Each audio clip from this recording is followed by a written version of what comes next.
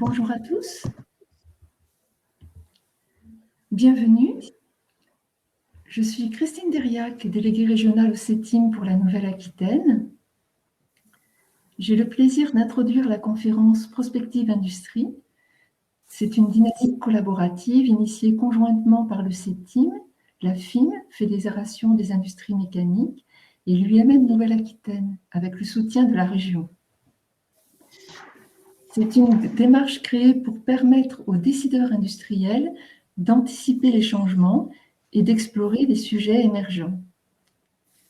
Michel Mousset va d'abord nous présenter la démarche qui a été déployée à titre expérimental depuis 1 an et demi. Puis Jean-Luc Lanoël, PDG de Sotomeca, témoignera de son appropriation de cette démarche et des opportunités saisies via des grappes d'industriels agiles et réactifs. Enfin, Xavier Lamarchand nous fera part de la suite de la dynamique au sein du nouveau programme régional Résilience industrielle et industrie durable, le programme R2ID. Donc, pour optimiser la réunion, tout au long des exposés, n'hésitez pas à poser vos questions dans la rubrique questions. Nous prendrons le temps d'y répondre. Le chat étant dédié aux commentaires. Et si vous souhaitez plus d'informations, vous pourrez adresser en fin de réunion un courriel aux intervenants. Je laisse la parole maintenant à Michel et vous souhaite une bonne conférence. Bonjour à tous, donc Michel Mousset, responsable territorial CETIM. J'associe à mon intervention Benoît Clouet, donc, qui est responsable de l'action prospective à la FIM, la Fédération des industries mécaniques, et qui ne pouvait pas être avec nous ce soir. Donc tout d'abord, le contexte de cette dynamique qui est avant tout, qui est partie d'un existant, de la mise en synergie, on parle beaucoup de la mise en synergie, entre l'UMM, la FIM et le CETIM, donc les deux professions mécanique-métallurgie, pour chercher à optimiser nos démarches, sachant que la FIM a développé toute une dynamique sur la prospective, donc on a intégré à ce que nous faisons déjà dans l'existant. Alors, comme dit souvent le proverbe, seul pour aller vite, ensemble pour aller loin, là on cherche à aller plus vite, plus loin et ensemble dans une intelligence collective qui va être par et pour les industriels de nos professions, mais on va le voir plus largement pour les industriels de tout secteur. Alors, l'historique, c'est une dynamique qui n'est pas nouvelle, qui ne vient pas d'être créée. Elle a été créée en 2007 dans le cadre d'un comité de développement mécanique matériaux avec une centaine d'industriels en Pays de la Loire qui continuent à travailler sur cette dynamique prospective 10 ans après. Elle a été étendue dans 2 autres régions en 2015, en Hauts-de-France et en Bretagne, avec des comités de développement industriel également. Et puis, plus récemment, en Auvergne-Rhône-Alpes et en Nouvelle-Aquitaine, et l'extension de la démarche se poursuit sur d'autres régions, toujours avec le même noyau dur, FIM, CETIM, UIMM, et puis des partenaires selon les régions, chambres consulaires ou organisations professionnelles, comme vous le voyez en bas, comme la plasturgie en Pays de la Loire. Alors, la démarche prospective en elle-même, on l'a dit, c'est le quart d'heure d'avance. Donc, ce qu'on va chercher, c'est finalement à je dirais, créer les conditions pour naviguer, c'est un grand challenge, naviguer dans un environnement incertain, instable, en captant des signaux faibles et en essayant d'anticiper sur, je dirais, les opportunités et les changements qui sont à opérer. Alors, ça se déroule comment? Il y a un cycle qui toujours, je dirais, on est sur un cycle semestriel avec une captation des signaux, on va voir sous quelle forme, des temps forts sous forme de rencontres industrielles qu'on appelle des rencontres prospectives tous les 6 mois par et pour les industriels, et puis une phase de diffusion, c'est-à-dire que au-delà des gens qui participent, on synthétise des travaux qui sont diffusés à l'ensemble du tissu industriel qui s'y intéresse. D'abord, la collecte des signaux. La collecte des signaux, l'originalité de la démarche, c'est qu'on fait appel un assez grand nombre de personnes ressources, 350 environ, et qu'elle est constituée, cette base, d'industriels. Donc, quelque part, on n'est pas seulement dans le dire d'experts, on est aussi dans le dire des industriels tels qu'ils captent, eux, l'environnement par eux-mêmes, je dirais, et ça, on l'intègre également.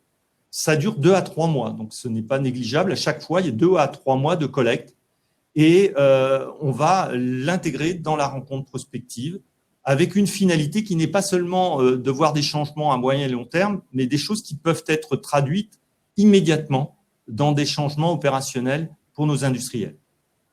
La rencontre prospective, donc 2 temps forts dans l'année, hein, mai, juin et novembre, décembre. Donc on a déjà vécu 3 cycles en Nouvelle-Aquitaine, donc des séances très interactives et où on va se saisir des signaux et des opportunités de marché avec cette logique que je vous ai évoquée du par et pour les industriels. La publication, donc elle existe en mode dématérialisé de plus en plus, compte tenu de ce qui se passe aujourd'hui, mais elle existe aussi sous forme historiquement d'ouvrages qui sont diffusés en grand nombre dans les différentes régions concernées. Voilà, avec une analyse et une synthèse des travaux, et puis une mise en résonance avec tout ce qui se passe dans la région et avec des complémentarités, avec d'autres initiatives. Dans certaines régions, il y a des groupes exploratoires, des ateliers rupture, je dirais d'autres initiatives qui vont venir se greffer sur la prospective.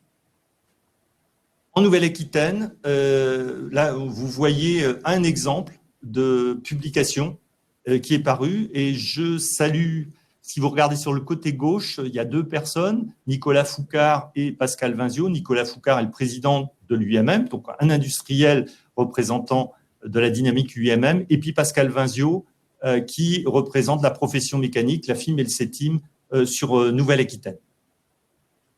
Alors, sur le plan pratico-pratique, on a démarré les fonds baptismaux fin 2019, donc on est au 3e cycle.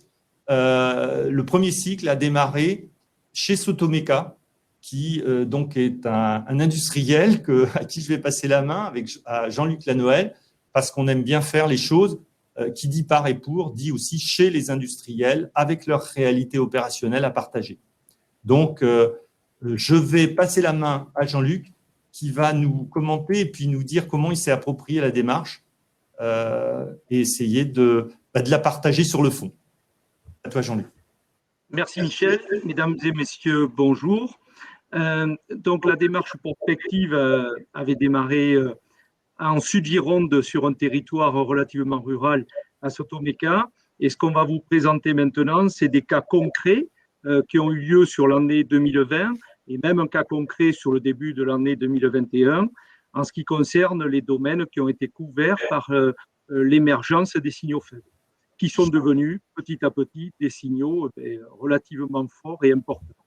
Alors, on couvre différents secteurs, les secteurs des opportunités de marché, parce qu'on le verra dans la crise du coronavirus sur l'année 2020, de cette pandémie, il y a eu des opportunités de marché. On verra comment on a pu les traiter et comment ils se sont organisés, mais aussi les nouvelles technologies, parce que vous savez qu'aujourd'hui, pour être réactif, habile, pour travailler dans beaucoup de secteurs, il faut être réactif, et donc les nouvelles technologies nous ont permis de le faire. Et puis, on associe toujours des dynamiques au niveau de l'homme et du management et ce qui concerne tous les processus.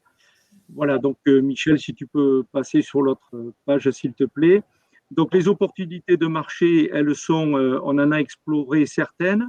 On vous a préparé 3 cas très concrets sur lesquels on va s'appuyer, notamment, qui est très à la mode aujourd'hui, c'est les micro-usines. Et on va voir comment 2 micro-usines se sont créées au niveau de la région Nouvelle-Aquitaine. L'économie circulaire, puisqu'elle en découle, donc elle est très présente aujourd'hui. Vous n'êtes pas sans savoir qu'il faut avoir des marchés dont les matières premières sont recyclables, dont les machines sont dites relativement propres, écologiquement propres, disons. Et puis ensuite, l'industrie du futur, parce que l'industrie du futur, c'est l'industrie 4.0, c'est les chaînes numériques et c'est le travailler ensemble. Alors, on va passer aussi à l'autre slide. Alors, pour vous présenter les micro-usines, on a choisi 2 cas concrets qui sont nés. Alors, une partie en Sud-Gironde, une partie sur la région Nouvelle-Aquitaine, qui est en train de s'étendre sur la région Nouvelle-Aquitaine avec des cas très concrets. Le premier cas, il découle simplement d'une démarche de signaux faibles qui a eu lieu, vous l'avez vu, fin 2019 et début 2020 à Angoulême, sur lequel on était confronté à la pandémie, au virus qui était manuporté. Et donc, la genèse, c'est comment rester ouvert et quoi faire dans nos entreprises. Ça a été le leitmotiv, parce que vous savez qu'une entreprise fermée, c'est une entreprise qui ne produit pas, et c'est une entreprise qui, à court terme, peut avoir d'énormes difficultés.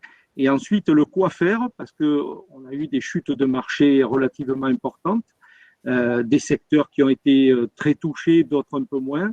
Il a fallu générer une intelligence collective. Alors d'abord, les trois conditions de cette genèse, c'est comment protéger les salariés, c'était aménager l'ergonomie des postes de travail, et ensuite créer une mutualisation. Alors mutualisation, je dirais, hyper rapide et constructive au niveau de groupes qui puissent travailler ensemble. Donc, ce qui a été fait sur le Sud-Gironde notamment, c'est qu'il y a eu des grappes d'entreprises qui se sont formées avec, je dirais, 4, 5, 6 entreprises qui ont formé des projets collectifs. Alors, on en a mis une en exergue, c'est qu'à un moment donné, comme il a fallu que les entreprises restent ouvertes et se demander qu'est-ce qu'ils allaient faire, on a fabriqué, dès le mois de mars, je dirais, dès l'apparition de la pandémie en France et les blocages, on a fabriqué des séparations en plexiglas, des panneaux signalétiques, des protections de postes de travail, de l'organisation signalétique, etc. Ça a été fait avec 5 entreprises, une démarche alors qui, quelquefois auparavant, pouvait être concurrent. Donc, c'est ça qui est intéressant à voir aujourd'hui se réaliser. Et ces entreprises, certaines avec le matériel, d'autres avaient les compétences, d'autres avaient la matière première. Et en se groupant, on a pu répondre très, très vite à des opportunités de marché. Ça, c'est la première expérience que l'on a vécue. La deuxième expérience, c'était que cette organisation partagée, elle a permis de créer un climat, notamment un climat social.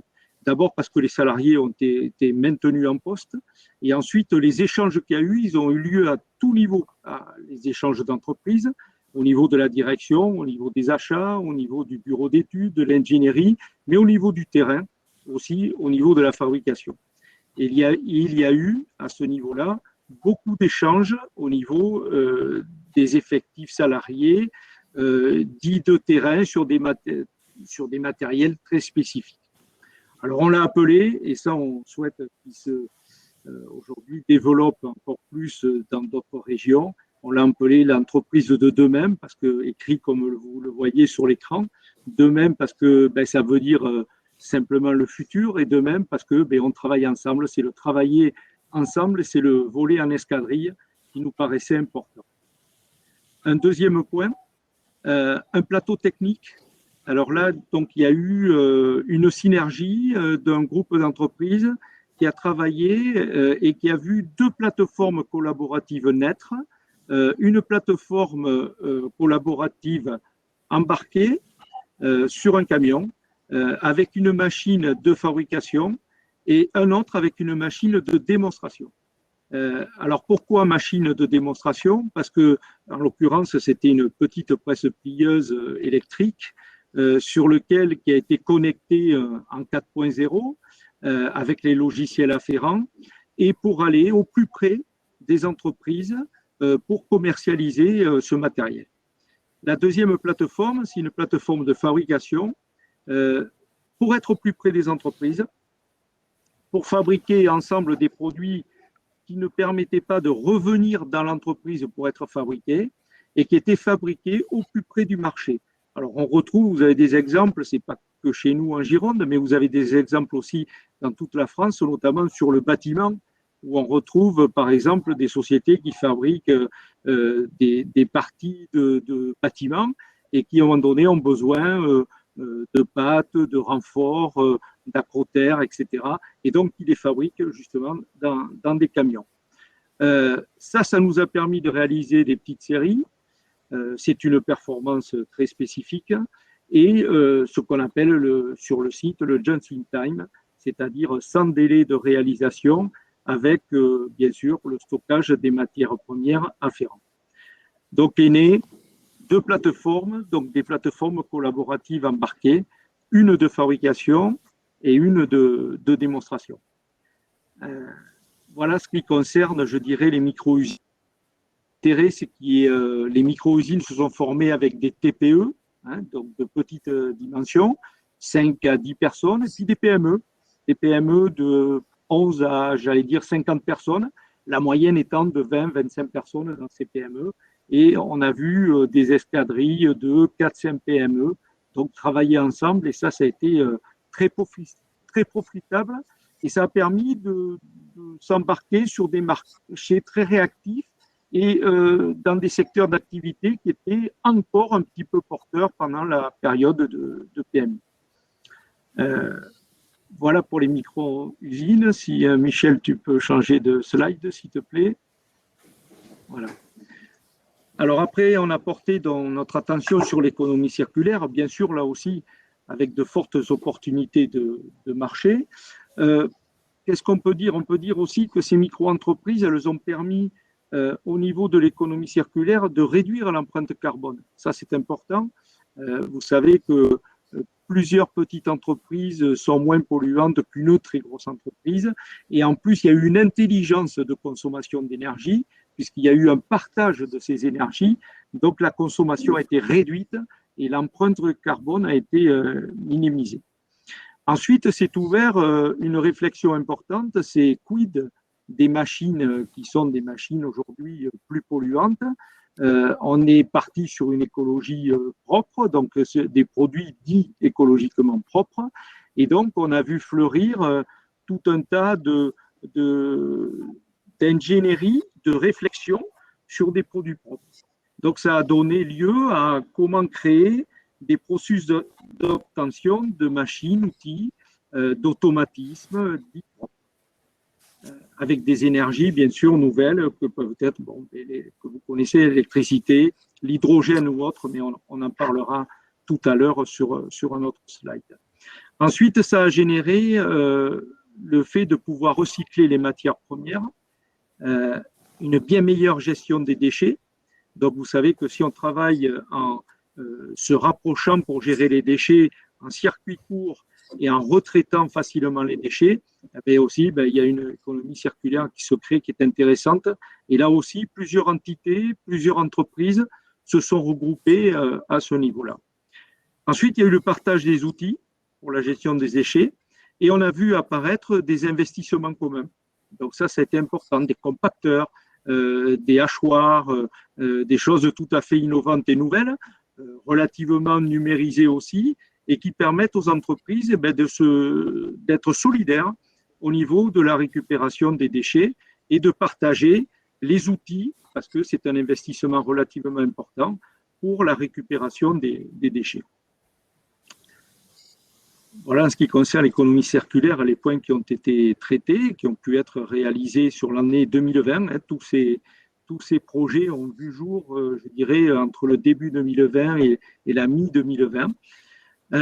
Ensuite, on pouvait ne pas traiter dans les signaux faibles et l'année pandémie, l'industrie du futur. Donc, parce que l'industrie du futur, je voulais souligner la création de clusters. Alors, cluster, malheureusement, ce n'est pas un terme joli, très joli à employer aujourd'hui, bien sûr, mais on parle de grappes d'entreprise. Donc, un cluster de la mécanique s'est créé sur la Gironde. Ce cluster, aujourd'hui, il lui permet de travailler chez des très grands groupes en réactivité. Il travaille aussi dans des secteurs complémentaires et actuellement est en train de voir le jour un cluster de bois et d'acier, donc très complémentaire. Le bois, parce que on est en Gironde et pas à proximité des Landes, donc il y a les ressources nécessaires. Et l'acier, parce que vous le savez, la région Nouvelle-Aquitaine, que ce soit sur un peu plus haut, Bergerac-Périgueux, que ce soit sur la métropole ou environnant, que ce soit sur le sud Gironde, il y a beaucoup de mécanique, il y a beaucoup de tôleries, il y a beaucoup de chaudronneries, et donc le cluster du bois et de l'acier est en train de voir le jour. Il faut regarder aussi que la tempête que l'on a subie en 2020, qui malheureusement continue sur ce début d'année, elle a permis, alors pas la tempête, mais pour la passer, ça nous a permis d'être très numérisés, très robotisés, tendant vers l'industrie 4.0. Et donc, on peut voir aujourd'hui des entités, je prends l'exemple un petit peu là où on est né en Sud-Gironde, c'est que sur le Sud-Gironde, il y a déjà 15 robots de fabrication. Donc 15 robots, c'est important. Sur la Gironde, il y en a une bonne quarantaine. Donc c'est important aussi.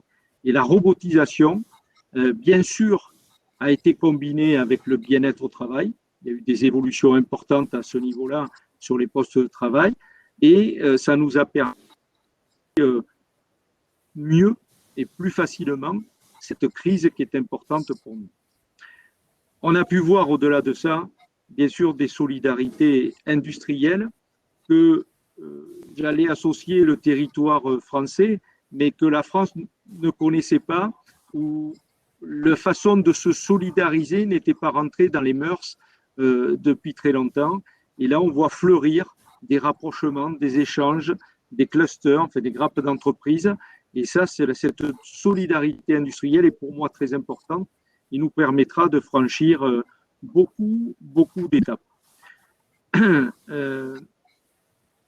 Je souhaiterais souligner, bien sûr, l'appartenance à prospective, hein, qui est importante dans l'industrie du futur, avec l'UIMM et R2ID, mais aussi, sans oublier, au niveau de la région Nouvelle-Aquitaine, et j'espère que Pascal Ahmed nous entend, le fait de l'usine du futur. Et tout ça, bien sûr, cette solidarité industrielle, elle a pu avoir lieu qu'avec ces acteurs et avec, bien sûr, l'UIMM, bien sûr, l'AFIM et bien sûr le CETIM. Et moi, je vous invite en tant qu'industriel, puisque je témoigne de ces points, de venir participer avec nous sur les plateformes collaboratives parce que c'est important et ça a permis de mieux appréhender cette crise qui est importante et que l'on espère qu'il va disparaître au plus vite. Alors, je repasse la main peut-être à Michel. Jean-Luc, nous avons une question de Anne Zougar, qui est chercheur à l'Université de Bordeaux. Donc, vous évoquez la numérisation et la robotique. En quoi consiste la numérisation? Est-ce que ce sont des nouveaux logiciels, des tablettes au poste sur ligne ou quid du contrôle non destructif dans l'industrie mécanique? Alors, j'ai 3 exemples, mais je vais en citer 2. D'abord, oui, sur les postes de travail, d'abord, on a créé une véritable chaîne numérique au niveau des machines, donc une liaison.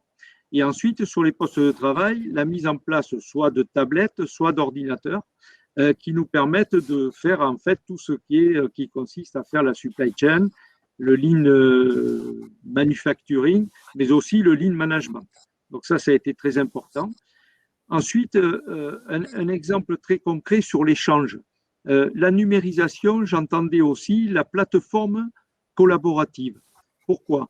Parce que cette plateforme collaborative qui a été instaurée avec un nouveau logiciel, c'est d'ailleurs un jeune start-upper girondin qui l'a réalisé, elle permet aujourd'hui d'avoir des échanges sur la dynamique des entreprises, sur leur potentiel et leurs compétences, c'est-à-dire qu'on a vu aussi des entreprises s'échanger du personnel pendant la crise pour être plus performantes et puis pour éviter le chômage partiel, pour éviter les licenciements et qui ont pu s'échanger du personnel, donc des compétences qui est très important avec de la polyvalence, mais aussi de s'échanger les heures machines, donc la disponibilité machine. Donc ça a été numérisé et donc c'est sur une plateforme qui rejoint toutes les entreprises et ça a permis d'échanger, je dirais, au niveau des compétences, au niveau de la disponibilité du matériel, des outils et d'être plus fort à tous pour répondre à des marchés plus importants et des marchés émergents. Très bien, merci. Très intéressant, merci. Donc, je propose, s'il n'y a pas d'autres questions, on enchaîne et puis on pourra reprendre une question quand on aura fini la présentation. Donc, on a parlé de la filière hydrogène tout à l'heure, alors sans rentrer bien entendu dans le sujet lui-même.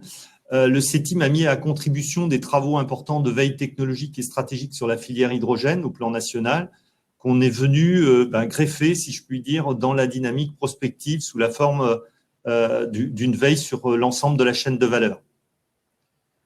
Également indiquer que, on l'a vu, il y a plein de sujets qui émergent. Alors, les rencontres prospectives, c'est pas quelque chose de lisse. Hein. Vous voyez, il y a du oui, il y a du non. On veut confronter les cartes mentales. Et il y a souvent de l'animation au sens de la confrontation positive, je dirais, des visions.